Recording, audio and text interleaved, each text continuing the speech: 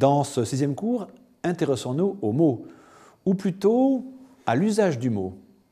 Il est vrai que le mot a beaucoup été étudié, beaucoup de recherches ont été faites dans ses qualités énonciatrices.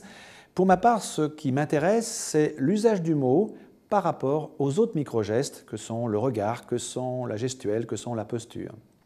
Et je voudrais vous faire part d'une réflexion de Jacques Cosnier qui parle, lui, de copilotage.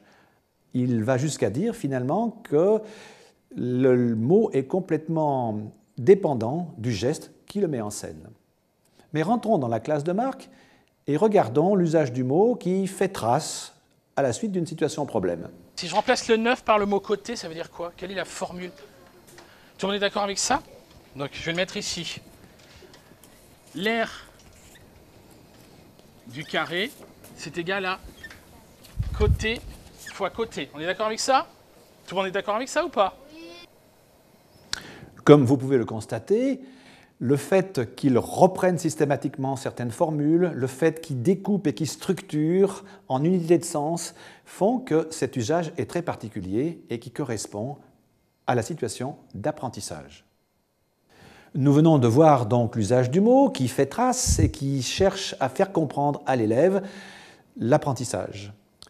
Nous avons aussi une autre manière de concevoir le mot, c'est ces petits mots qui viennent ponctuer justement dans le registre de l'autorité et qui sont là comme des rituels qui viennent justement ponctuer le discours pour changer de registre.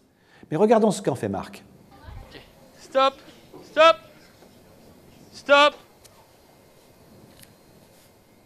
Par 3 fois, il dit le mot stop, stop, stop. Et même, si on écoute bien, sur 3 notes. Pom, pom, pom. Nous voyons bien là le parallèle qu'il y a à faire avec la construction dynamique du discours, la musique du mot venant justement renforcer ce registre de l'autorité. Dans l'exemple qui suit, vous allez voir la complexité et la difficulté qu'il y a pour un enseignant dans l'instant du cours, d'une séance, de passer d'un registre à l'autre.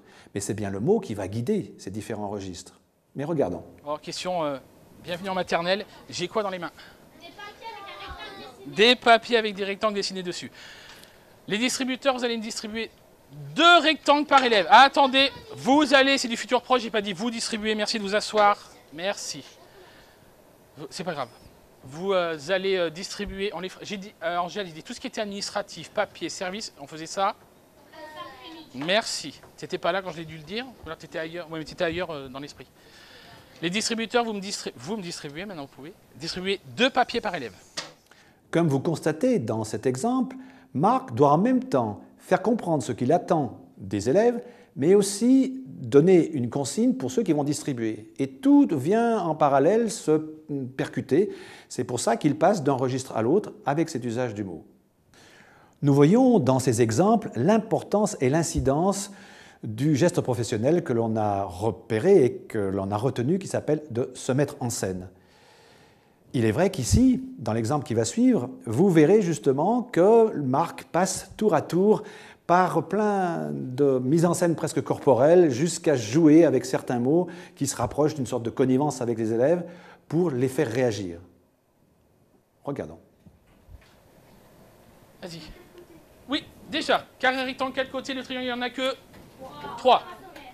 3 sommets, oui. Autre chose, au niveau de la mesure des angles, carré rectangle a une particularité que n'a pas les triangles.